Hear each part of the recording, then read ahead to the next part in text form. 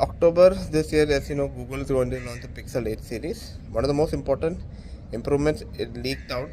It is a desktop mode. Google might finally launch a Pixel phone with proper display output and desktop mode support, according to a new report by Android Authority. Samsung fans will say that Google is copying Samsung. This is a feature Samsung had for years, and Motorola also has a very good feature as they're ready for. It doesn't seem that Google bringing anything new to the table, but there's a lot to be gained if Google makes their own version of Samsung DeX. It's not the Pixel device that'll benefit, but every Android device you will have the same feature. See, Android and large phones will be far more popular today than it was on the earlier stages. Google clearly thought so, considering the company's hardware division made 5 of its own 7 Android tablets, that is the Nexus 7, Nexus 7, 13 and 12, Nexus 9, Nexus 10 and the Pixel C. And then Google had a cold feet, putting their OS onto larger screens as well as cancelling all their plans for making new tablet till they announced the Pixel tablet last year in their I/O and launched it this year.